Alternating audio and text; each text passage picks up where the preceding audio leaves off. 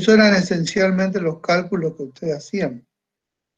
Así que es para repasar y ubicarse. Ahora, en la parte práctica, algo de esto vamos a insistir un poquito. Bien, en cuanto a la proteína microbiana en sí, podemos decir que hay dos conceptos que tendríamos que diferenciarlo para no confundirnos.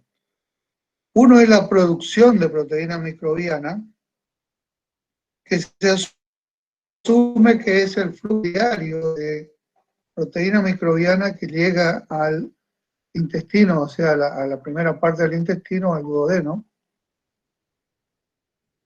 ¿Sí? Esta proteína microbiana también, proteína bruta microbiana, también la pueden ver expresada como gramos de nitrógeno microbiano. ¿Sí? Hay trabajos que ustedes por ahí van a leer que expresan todo en gramos de nitrógeno o contenido de nitrógeno simplemente. En definitiva, es lo mismo porque si ustedes multiplican después por el factor 625 van a tener la proteína bruta microbiana. El otro concepto es la eficiencia de la síntesis de proteína microbiana, que eso es ya una relación con la energía que ocupa para esa síntesis de proteína microbiana. Hay distintas formas, después lo vamos a mirar, de expresión de esta eficiencia. Por ejemplo, es muy común en trabajos de nutrición de rumiantes que expresen como gramo de nitrógeno microbiano por kilo de materia orgánica fermentada en el rumen, por ejemplo. Se mide por un lado cuánto de materia orgánica realmente fue fermentada en el rumen, y eso a cuánto dio origen de los gramos de nitrógeno microbiano producidos en ese rumen, que nosotros en realidad lo miramos a la salida del rumen, ya llegando al intestino. Los trabajos generalmente se hacen con animales canulados en el duodeno, y también se pueden hacer in vitro en un fermentador continuo que tiene una entrada y una salida, donde se puede dosificar lo que alimentamos al fermentador. El fermentador no es otra cosa que una especie de jarra en un ambiente anaeróbico, con salida artificial y demás, donde hay fluido ruminal extraído de un animal y donde se alimenta, llamémosle a ese fermentador, con cantidades conocidas de carbohidratos, de sustratos que nos interesen, y a la salida se muestrea cuánto de nitrógeno microbiano aparece. Y también se muestrea el material en cuestión para ver cuánto se digiere. Eso se hace mucho en in vitro, en condiciones in vitro.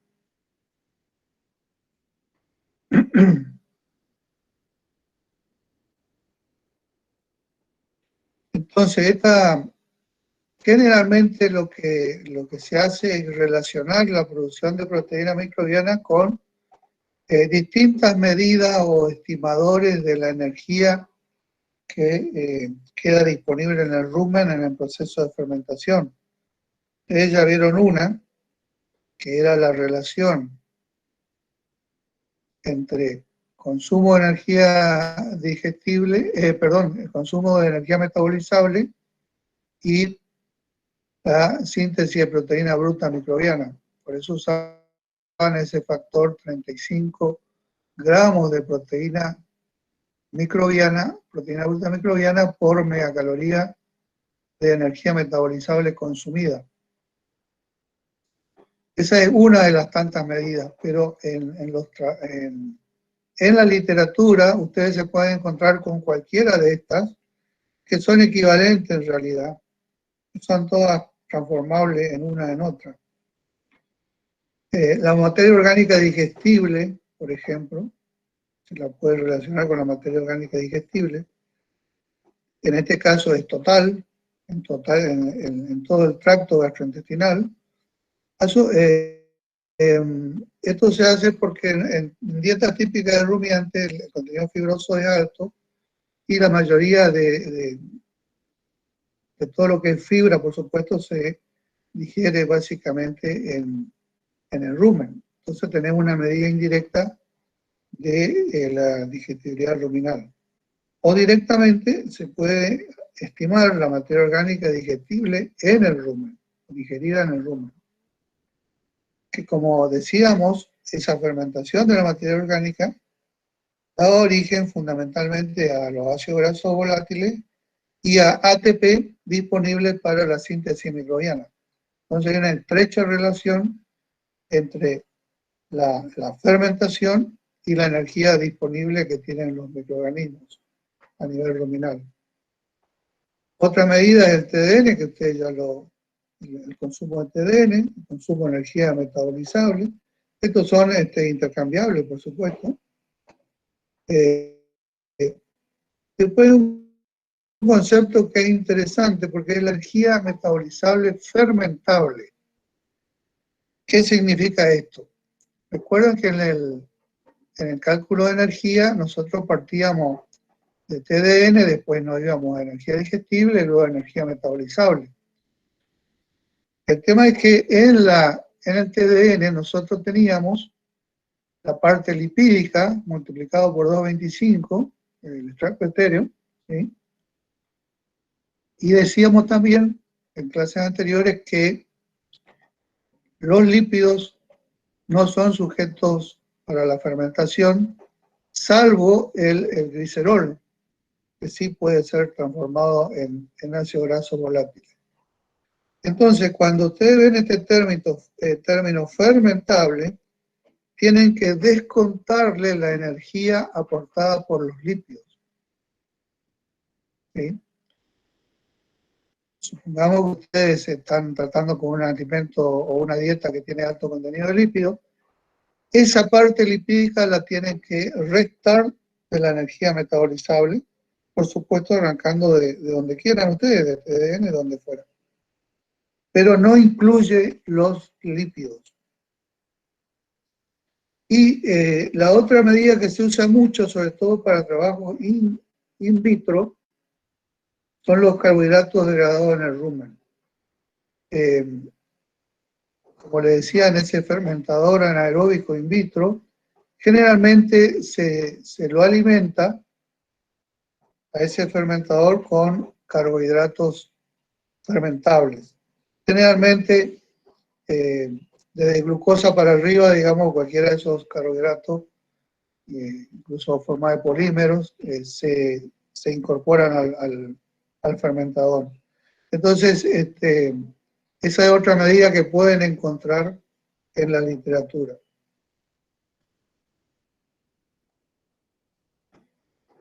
Bueno, hay que tener en cuenta que como todo organismo vivo, hay un gasto de mantenimiento de estos microorganismos que va a tener alguna relación después con la síntesis de proteína microbiana, porque lo que se usa en mantenimiento obviamente no va a ir a síntesis proteica.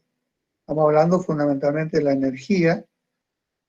En este caso, sobre todo para lo que son trabajos in vitro, se usan estos valores, no es que se usan estos valores, sino que están dentro de estos valores de gramos de carbohidratos fermentados por hora. Ese es más o menos el costo de mantenimiento de los microorganismos. Otra cosa importante dentro de lo que ya es ambiente ruminal es el pH. Por ejemplo, acá damos un solo ejemplo de 6,7, que sería un pH normal de rumen, una bajada a 5,7, es decir, un punto de pH hacia el lado ácido, por supuesto, se reduce a la mitad la producción de proteína microbiana, porque esto es consecuencia de algunas cuestiones que vamos a discutir en un rato. Es decir, que esa producción de proteína microbiana está, cuando se acidifica el rumen, está deprimida, comparado con un rumen de pH casi neutro, como es el caso de esto de 6,7, que serían dietas fibrosas y estos serían dietas concentradas. También es interesante saber cuál es la principal fuente de nitrógeno para la flora microbiana que está actuando en un momento dado. Para carbohidratos no estructurales, esto quiere decir carbohidratos no estructurales, que serían ¿cuáles? Los no estructurales serían los azúcares, el almidón. Estos microorganismos utilizan preferentemente péptidos y también usan amoníaco.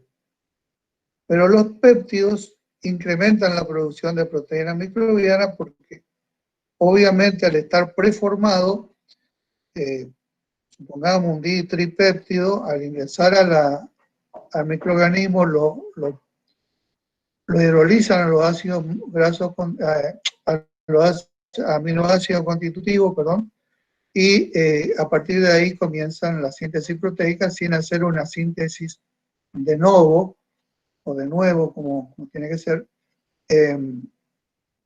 Entonces hay un ahorro de energía y se produce más proteína microbiana en la presencia de péptidos.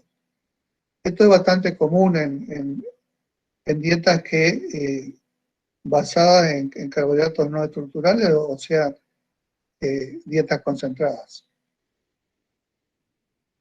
Es más eficiente cuando hay péptidos. Y mientras que para carbohidratos estructurales utilizan preferentemente el amoníaco. De ahí viene también que le demos mucha orilla al contenido de amoníaco, a la concentración de amoníaco en el rumen, porque debajo de cierto límite, que está entre 5 y 8 miligramos por ciento de amoníaco, la actividad de estos microorganismos se deprimen mucho y hay muy poca síntesis microbiana, y eso se traduce en muy poca hidrólisis de los polímeros de estos carbohidratos estructurales. Este tipo de flora que ataca los carbohidratos estructurales, que básicamente estamos hablando de pared celular, como ustedes se imaginarán, tienen factores de crecimiento que son ácidos grasos volátiles de cadena ramificada que realmente provienen de aminoácidos que son de cadena ramificada. Entonces también esto le da un poco la pauta de que a pesar de que usan amoníaco para su síntesis microbiana, al tener esta demanda por ácido graso de cadena ramificada, cuyo origen son los aminoácidos de cadena ramificada, se imaginan que la presencia de proteína verdadera en la dieta va a aumentar la síntesis de proteína microbiana versus si solo tenemos nitrógeno de origen no proteico. Siempre, y sobre todo en animales más jóvenes, la presencia de proteína verdadera, aunque el resto de la dieta sea no proteico, va a estimular la mejor performance del animal a través de mayor producción de proteína microbiana. Osvaldo, hay una pregunta ahí. Sí, sí. Rodrigo dice ¿qué pasa si el pH fuera alcalino? No, en la práctica, salvo accidentes con la urea, ustedes no van a tener pH alcalino en el rumen. Siempre va a estar debajo de 7, pues la presencia de ácidos, por más buffer que tenga, siempre baja. Es decir, pH alcalino no es lo más común.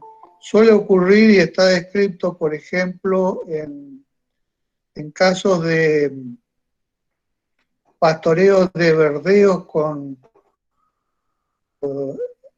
realizados después de muchos días nublados, con mucho frío, donde hay mucho nitrógeno no proteico en la planta, estamos hablando de avena, centeno, ese tipo de verdeo, estamos hablando de parte vegetativa, donde puede darse un pH alcalino, pero realmente no les sabría contestar, no recuerdo mediciones en esas condiciones, porque son condiciones que no son normales en la alimentación y generalmente están asociados con problemas, este tipo de situaciones de mucho nitrógeno no proteico, está asociado con problemas de déficit de absorción de magnesio y generalmente el problema se da por ese lado, digamos.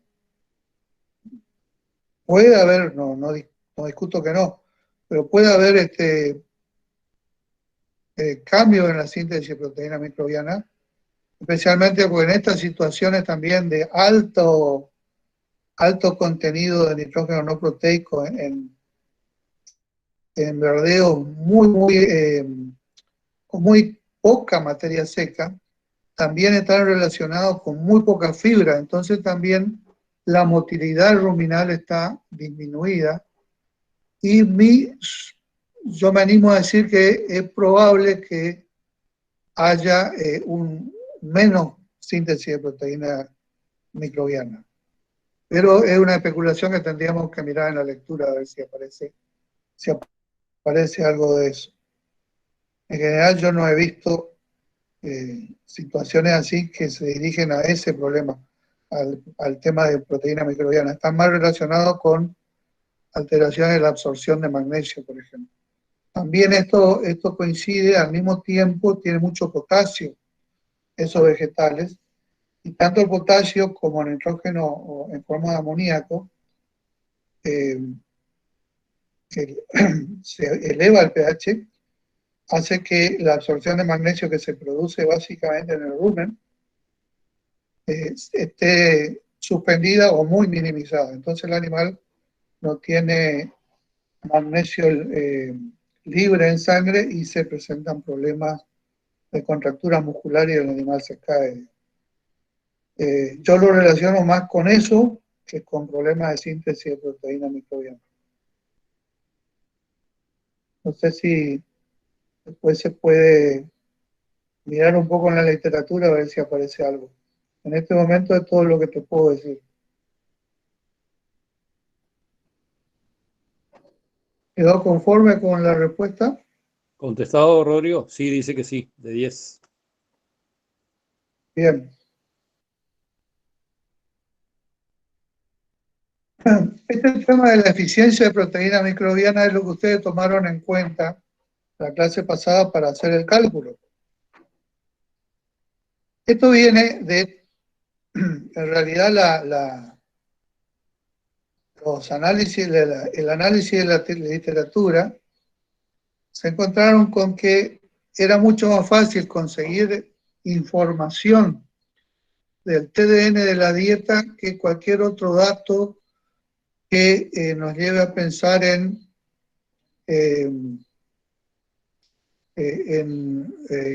materia orgánica fermentada en el rumen, etcétera. Eso eran menos los datos, pero sí muchos datos que tenían información del TDN consumido, los kilos de TDN consumido o gramos.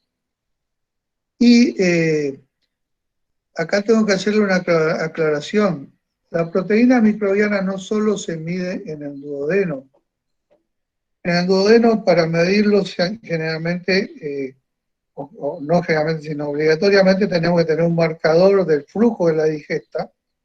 Y todo lo que son purinas, por ejemplo, corresponde a microorganismos. Igual que el ácido es un aminoácido modificado, que es el ácido diaminopimélico, que es propio de los microorganismos, no existe en el animal. También el dosaje nos da un estimador de la proteína microbiana a nivel del duodeno. Pero también con animales intactos, es decir, sin la cánula, se han desarrollado ecuaciones para medir en orina las purinas y de esa manera llegar a estimar cuánta proteína microbiana se está sintetizando, digamos, por día. Es decir, que a través de mediciones en la orina de las purinas, hay ecuaciones que permiten estimar la proteína microbiana.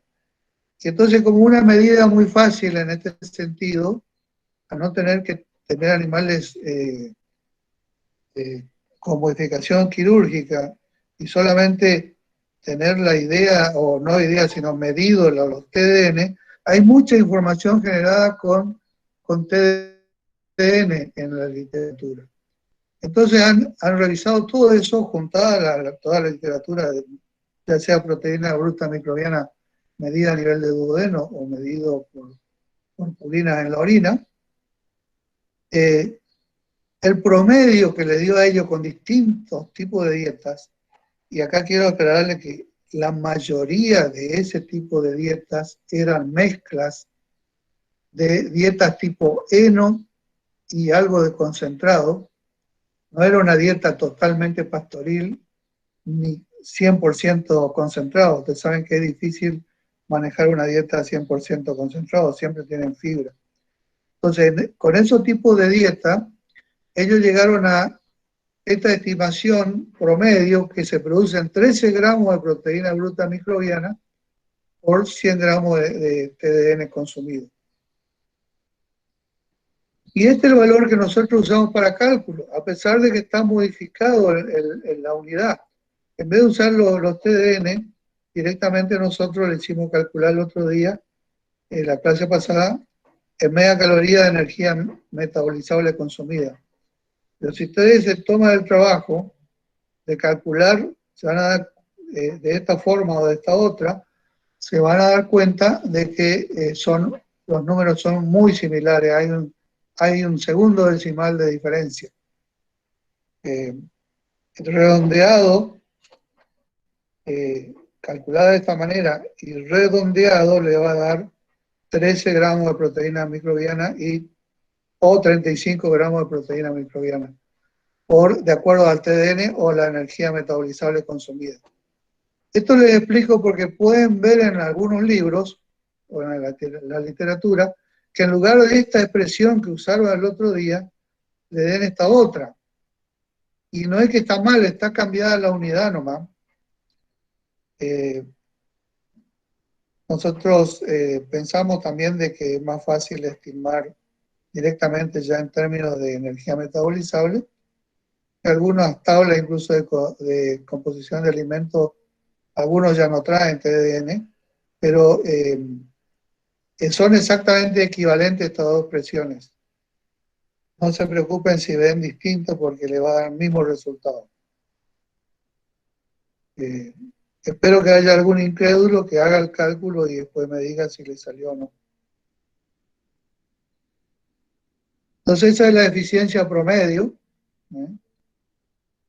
Y esa eficiencia está revisada también con el NRC ha hecho algunas diferencias.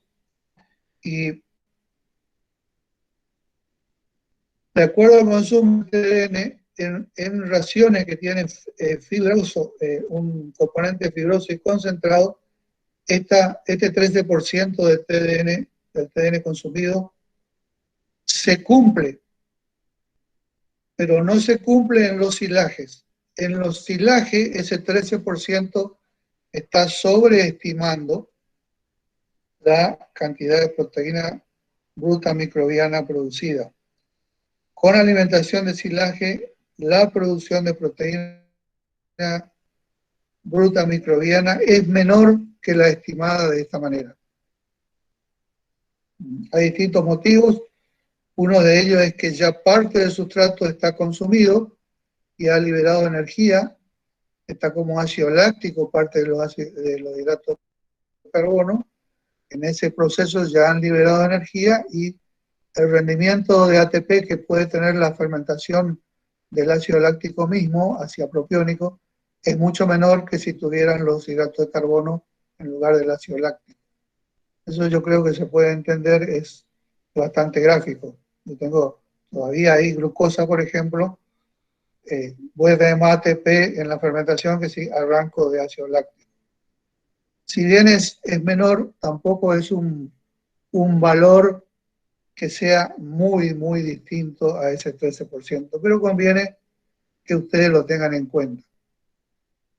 Cuando se trata de dietas pastoriles, especialmente cuando la dieta, esa pastura no es de alta digestibilidad, ese rendimiento de proteína bruta microbiana también desciende. En vez de ser del 13, baja al 10%. Son todos detalles estos que nosotros no vamos a insistir, simplemente se lo mostramos porque existen estas diferencias. Y en el caso de concentrado, para sorpresa de algunos, también baja, pero esto se debe básicamente a que los concentrados dan origen a un ambiente ruminal ácido, y esa acidez hace que los microorganismos, por un lado, cambien su composición en sí. En vez de predominar los fibrolíticos, están los amilolíticos, que tienen aumentado su costo de mantenimiento para mantener la diferencia de potencial de membrana. Están gastando ATP para sacar hidrógeno de dentro de la célula o del ambiente ácido, y ese exceso de ATP gastado es lo que le hace disminuir la producción de proteína microbiana. Es decir que el promedio se da con la mezcla de fibroso y concentrado. Una dieta totalmente fibrosa, con pasturas incluso especialmente de baja calidad, también baja, y si es solo concentrado, tipo dieta de feedlot, que tiene muy poquita fibra, donde predominan las amilolíticas, y también, ¿por qué no?, las productoras de ácido láctico, que está disminuido también. Hay otras estimaciones más nuevas que se están incorporando al modelo del NRC, este es el NRC de 2016, donde da distinto la ecuación, tiene una expresión matemática distinta, pero la proteína bruta microbiana que se predice se basa en el consumo de TDN, o total de nutrientes digestibles, lo mismo. La novedad acá, aparte de cambiarle, le cambian estas ecuaciones por una cuestión estadística, en el sentido de que ecuaciones que tienen menor error residual son más precisas. Entonces, el grupo de trabajo que estuvo 10 años antes o más haciendo las estimaciones de esta proteína bruta microbiana, cómo calcularlo, esta gente mete más información generada y, bueno, perfecciona esa ecuación y le dan, en este caso le han dado de esta forma. Pero los resultados no difieren mucho de la forma en que calculamos el otro día. La novedad está acá en la proteína bruta microbiana. Fíjense en esto, en esta ecuación es consumo de total de nutrientes digestibles sin extracto etéreo. Es decir, que en esta ecuación hay un ajuste cuando la dieta tiene más de 3,9% de extracto etéreo. Ya a ese nivel empieza a disminuir la eficiencia de la síntesis de proteína microbiana, porque simplemente, como decíamos hoy, el extracto etéreo no es, salvo el glicerol, no es sujeto de fermentación. Entonces, no nos da ATP en el rumen, que el ATP es lo que nos interesa para la síntesis de proteína microbiana.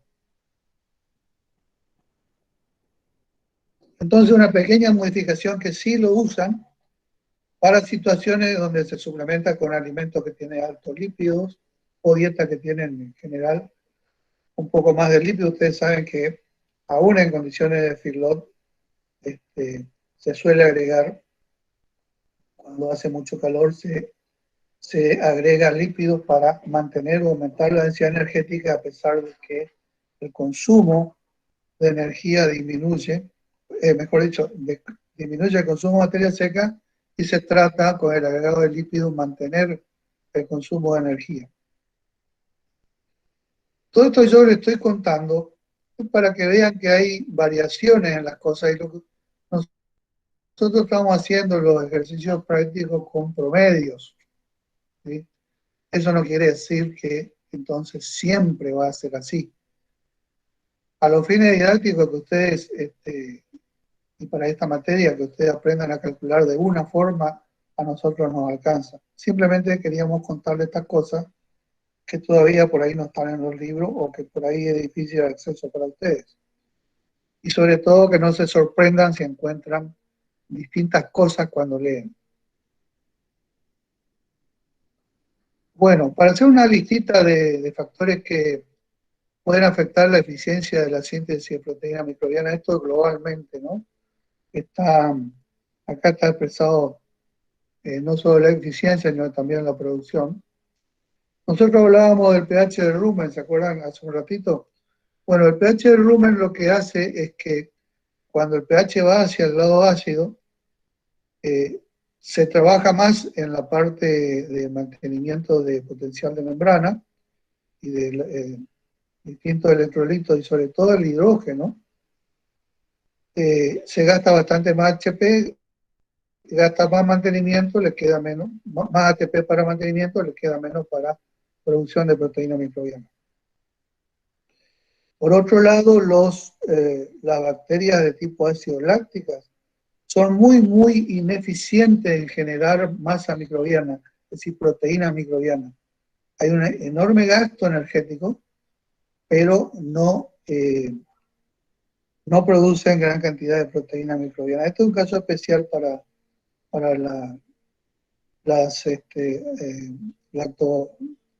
todas las bacterias ácido lácticas. También hay otro fenómeno que se da cuando hay muchos carbohidratos fermentescibles, sobre todo carbohidratos solubles, tipo alimentación con melaza, por ejemplo. Hay muchos carbohidratos solubles. Ustedes saben que los cubanos tenían, no sé si siguen teniendo, feedlot basado en la alimentación de melaza. Y esos animales tenían un déficit de proteína microbiana que uno calculaba de acuerdo a la energía que estaban consumiendo. Y la performance de ellos, en vez de tener arriba del kilo por día, como puede ser en cualquier feedlot que use almidón, por ejemplo, o alimentos con fuente de almidón, ellos tenían no más de 700, 750 gramos de ganancia. Y era por el tema de que estaban flojos de proteína microbiana, porque la base es melaza urea, básicamente, y algo de fibra para mantener la motilidad ruminal.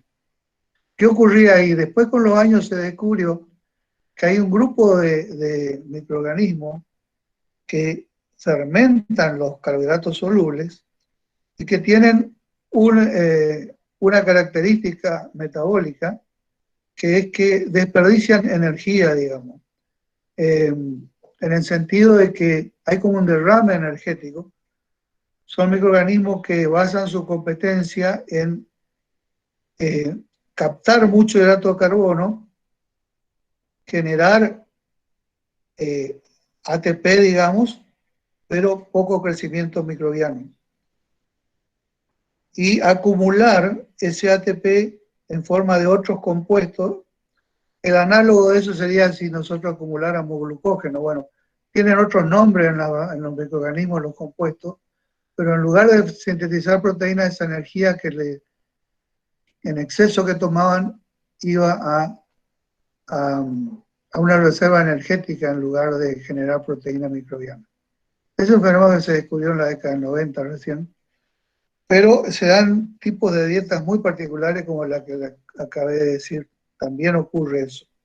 Y no es solo el pH, sino el tipo de metabolismo que tienen estos microorganismos. La otra situación es que también depende de la tasa de pasaje. ¿A ustedes qué les parece? A mayores tasas de pasaje, ¿será que la síntesis de proteína microbiana o llamémosle para que ustedes se ubiquen mejor, la proteína microbiana que llega al intestino es mayor o menor que si la tasa de pasaje está más lenta. ¿Alguno quiere probar qué piensa o decirnos qué piensa con qué ocurriría con la síntesis de proteína microbiana si aumenta la tasa de pasaje?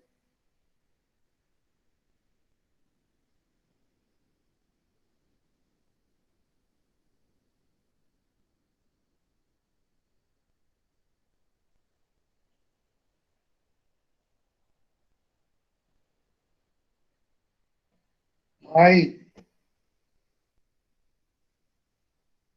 al público.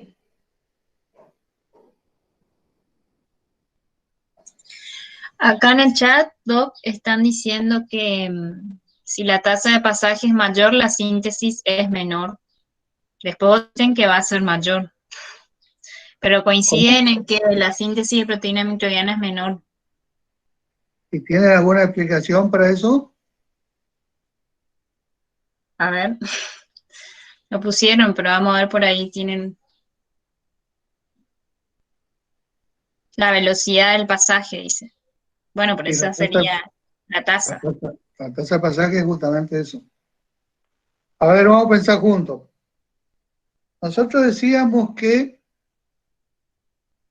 hay un costo de mantenimiento de los microorganismos, ¿no es cierto? Yo les mostré que había un costo de mantenimiento, en ese caso medido en la fermentación de carbohidratos para mantenimiento. Ahora,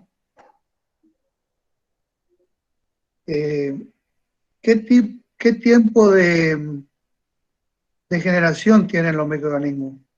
¿Cómo lo medimos? ¿En años, meses, días, horas, minutos? ¿Qué le parece que es el tiempo de generación? Ustedes dieron microbiología, así que deberían tener una idea por lo menos de las bacterias, qué tiempo de generación tiene, es decir, cuánto pasa antes que se multipliquen. Noelia dice minutos, se multiplican cada 20 minutos. Noelia dijo minutos y Marcos agregó cada 20. Bueno, depende mucho del género, ¿no es cierto? Pero sí, se mide en minutos, a lo sumo en horas, pero en minutos. Entonces, si yo tengo una tasa de pasaje lenta, voy a tener más generación, ¿no es cierto? Más generaciones.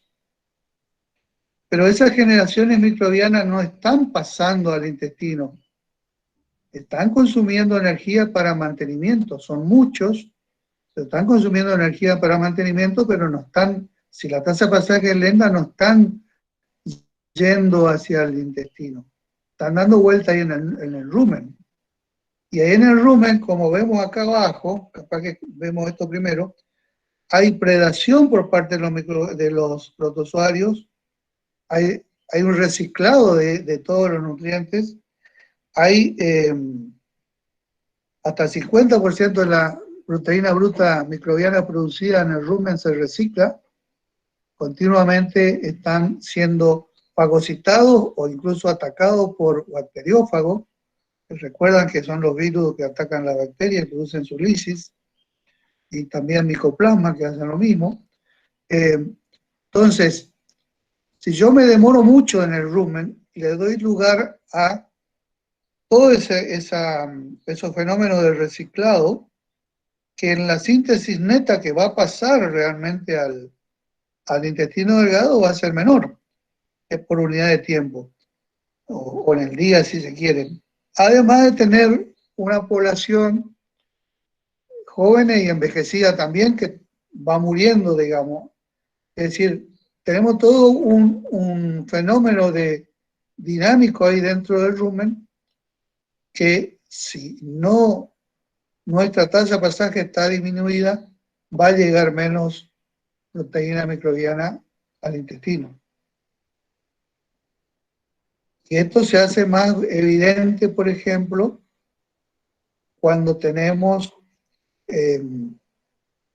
en la dieta, una dieta fibrosa, por ejemplo, en esta época que es pasto seco, por ejemplo, la tasa de pasaje está muy disminuida. Y también en dietas muy concentradas, también está disminuida la tasa de pasaje, porque hay poco estímulo a la motilidad ruminal, hay poca fibra.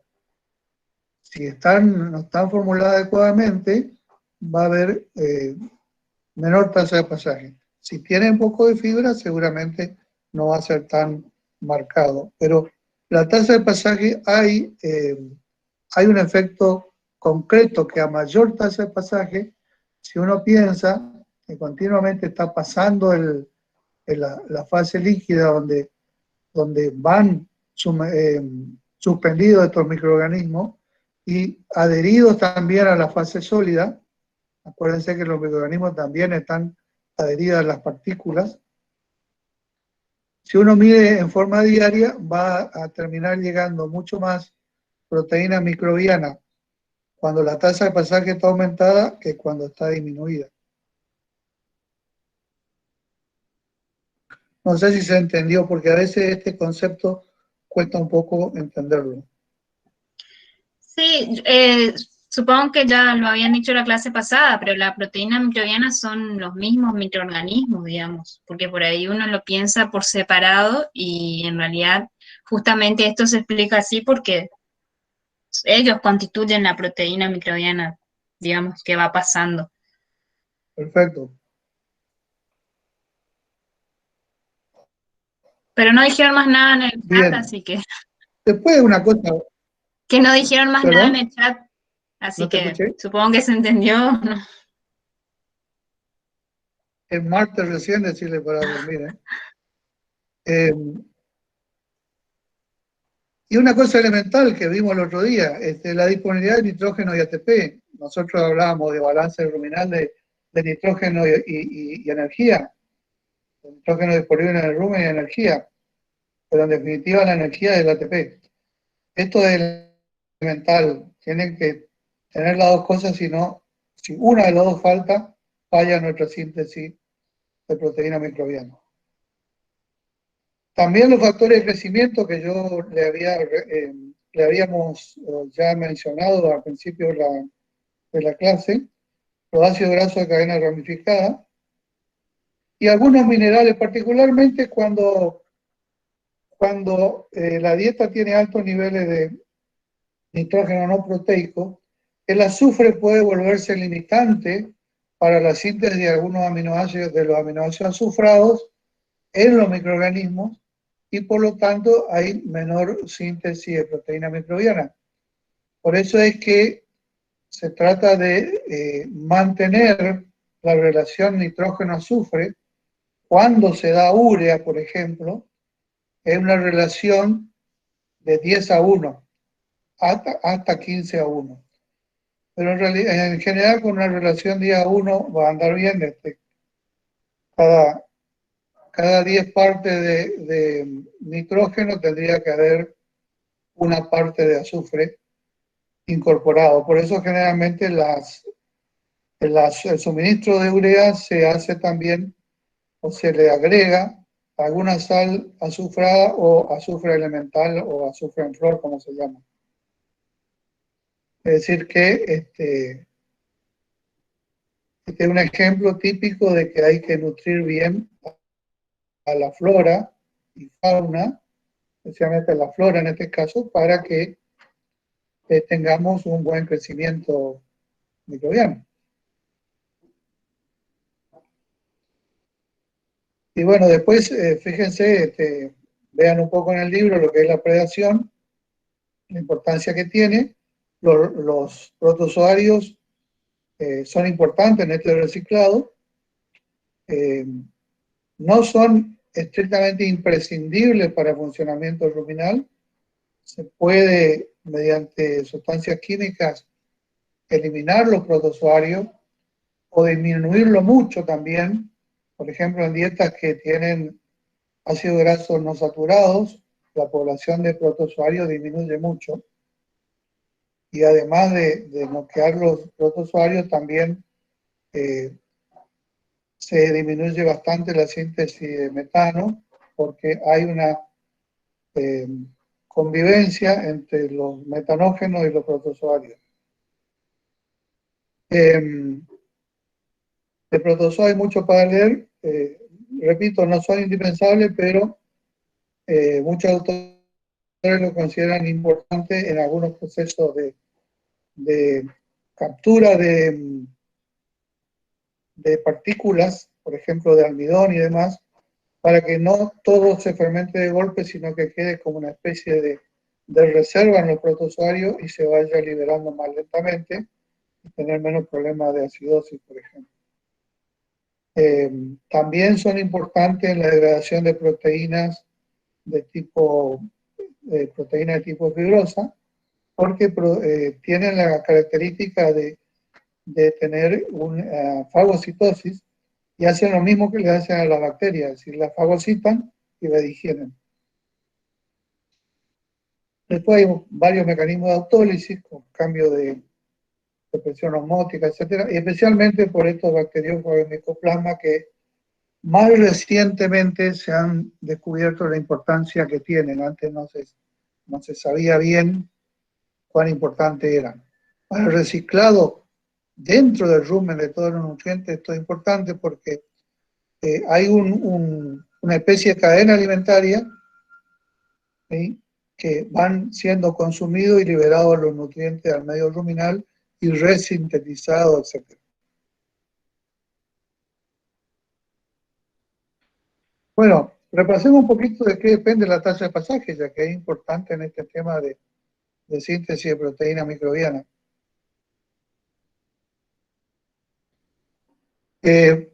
La tasa de pasaje va a aumentar, como vimos ya varias veces, con las partículas pequeñas, las partículas de mayor densidad, las que se sumergen, las partículas más hidratadas, las más digeridas porque pierden la burbuja de producción de gas y se sumergen.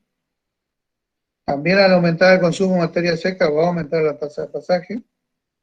En la gestación avanzada para compensar un poco la disminución de tamaño ruminal. Y en la lactancia por el aumento significativo de los requerimientos, donde el animal consume más, también la tasa de pasaje va a estar aumentada, hasta tal punto de lo que decíamos el otro día, que un animal consumiendo a 4 veces el mantenimiento ya se nota descenso de la digestibilidad de la dieta y hay que hacer un descuento en el consumo de energía. Y esta tasa de pasaje puede disminuir o disminuye, mejor dicho, con temperaturas altas, típicamente animales que vienen de que están sufriendo algún golpe de calor o una temperatura alta, la tasa de pasaje disminuye significativamente, como así también disminuye el consumo. Hacia el final del engorde en sistemas de producción de novillos, digamos, engorde, también disminuye la tasa de pasaje, y eso explica también menores consumos. Y en la dieta fibrosa de baja calidad, esto no se olvida nunca, porque la dieta fibrosa de baja calidad la tenemos todos los años en la mayoría de los establecimientos ganaderos en los meses de invierno.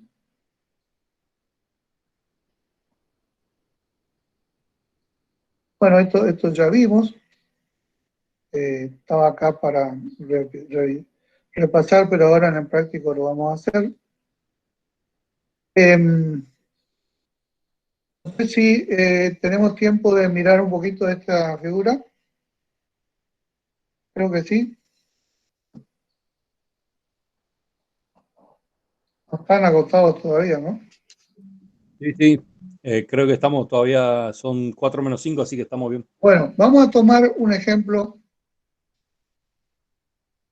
hipotético, pero en números redondos para que ustedes vean un poco en términos cuantitativos muchas cosas que estuvimos hablando del metabolismo proteico, y en este caso de rumiantes.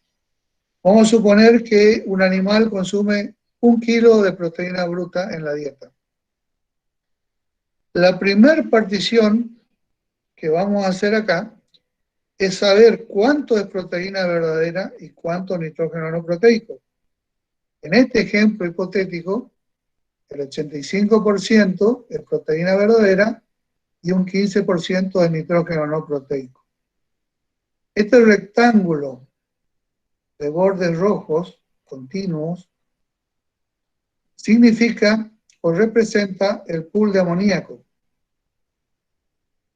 Esto está en términos de nitrógeno, por eso es que la medida común acá va a ser nitrógeno en este caso. Este nitrógeno no proteico va a tener acá el 150 gramos de aporte. ¿Sí? También va a tener otra alimentación que viene de esta proteína verdadera que se degrada a amoníaco en el rumen. ¿Sí? En este ejemplo, los 850, 510 se degrada en el rumen. Entonces lo tenemos que sumar al pool de amoníaco. ¿Sí? Vamos a seguir por acá, primero por la parte derecha. Por lo tanto, 850 menos 510 es lo que escapa a la degradación ruminal.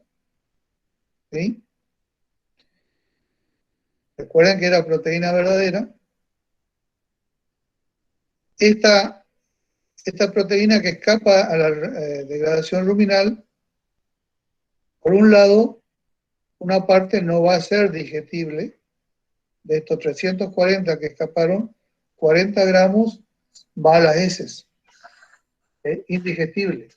Y me quedan 300 gramos proteína verdadera, ¿sí? Digestible, de origen dietario,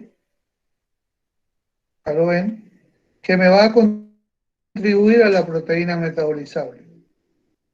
Esto es bastante parecido a lo que pasaría en un no rumiante.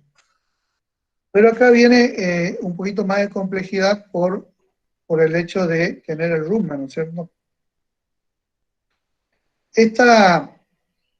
Este pool de amoníaco acá ruminal me va a alimentar a su vez un pool de urea en plasma, y el pool de urea en plasma a su vez me va a alimentar al pool de amoníaco en rumen. ¿Se acuerdan que yo les mencionaba que había muy poca concentración o nula concentración de urea en el rumen, así como muy poca concentración de amoníaco en el plasma? Por la sencilla razón de que la sangre al pasar por el hígado, ya todo el amoníaco se transformaba en urea, y la urea es la que difunde hacia el rumen después.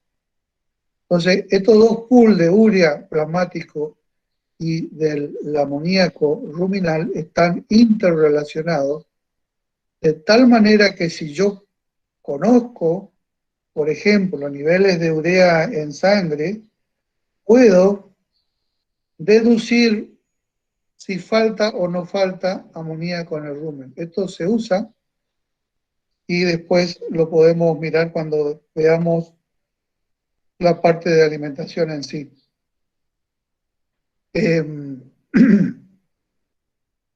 Obviamente ese pool de urea plasmático va a ser alimentado por, ¿se acuerdan el turnover proteico y de aminación de los aminoácidos y todo el metabolismo proteico en general? Y también va a ser alimentado por esta parte de nitrógeno no proteico microbiano, que sabíamos que no todo era proteína verdadera, y a su vez va a tener su alivio, digamos, en la descarga vía orina. Esta finalmente va a ser la forma de eliminación de la urea, del nitrógeno, mejor dicho. Por su parte, acá tenemos el nitrógeno convertido a nitrógeno microbiano, que era el nitrógeno no proteico. Luego de ahí tenemos que descontar el nitrógeno no proteico microbiano para quedarnos con la proteína microbiana verdadera.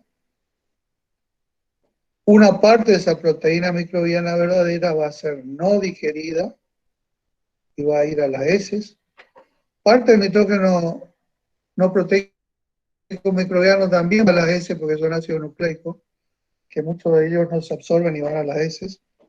Y me va a quedar de estos 700 gramos sintetizados, descontando la proteína que no es verdadera, es decir, quedándonos con la proteína verdadera, y de esa proteína verdadera, quedándonos con la parte digestible, la indigestible se pierde por esta vía acá, estos 110 que dice acá, se pierde, y me va a quedar entonces 450 gramos de proteína verdadera, digestible, de origen microbiano, que cuando la sumo con estos 300 gramos de proteína verdadera digestible de origen dietario, me da los 750 gramos de proteína metabolizable.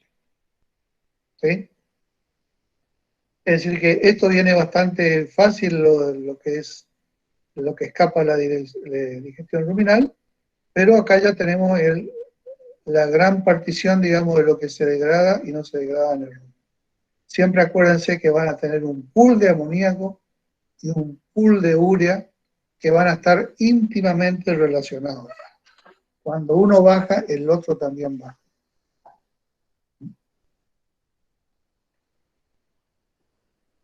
Repásenlo a esto, le va a ayudar a fijar algunos conceptos más de lo que estuvimos hablando. Y este otro grafiquito que se acuerdan que yo ya lo mostré para la proteína en no rumiantes, y le había dicho que todo lo que era proteína de la dieta, separamos ya la no digerida y nos quedamos con los aminoácidos absorbidos. En este punto, si este rectángulo representa el metabolismo intermedio y esta es la proteína tisular, vemos que después de absorbido estos aminoácidos pueden tener un destino. Uno es el más natural, digamos, es lo más usual es la síntesis de proteína tisular, y luego la degradación de esa proteína tisular que me va a dar como consecuencia después la deaminación y eliminación de nitrógeno urinario. O seguir de largo, no entrar en este juego de la síntesis de proteínas porque ese aminoácido a lo mejor no se necesita o está en exceso, etc. O es una proteína de muy baja calidad. Y también se va a desaminar y entonces estos ácidos van a dar origen a energía y el nitrógeno va a ir a la orina. Y vamos a terminar con un nitrógeno urinario endógeno y otro exógeno. El exógeno era este que venía derecho y el endógeno era el que pasó por proteína tisular. Este punto acá de divergencia, que indica cuánto se retiene y cuánto se elimina, es lo que representa el valor biológico que discutíamos en nutrición de no rumiantes. También en rumiantes se usa el concepto de valor biológico. Yo les decía que la proteína microbiana tiene un valor biológico muy aceptable. Se habla de entre 65 y 70 de valor biológico. Y bueno, el resto ustedes ya lo manejan, toda la proteína de origen metabólico, que junto con la no digerida suman el nitrógeno total fecal.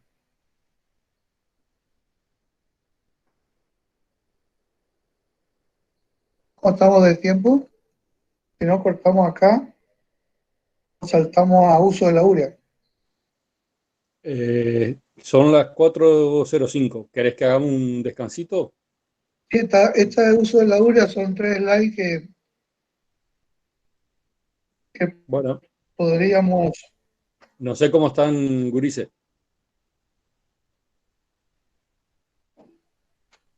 Y si no, lo dejamos para dentro de un rato y después dar la parte práctica. ¿Puede ser también? Sí, no hay problema, yo no voy a estar acá, así que Bueno, me da lo damos mismo. 10 minutos y a las 4:15 continuamos. Bien. Ok, Son 4 y 5, son 4 y 5. en 10 minutos. Bien.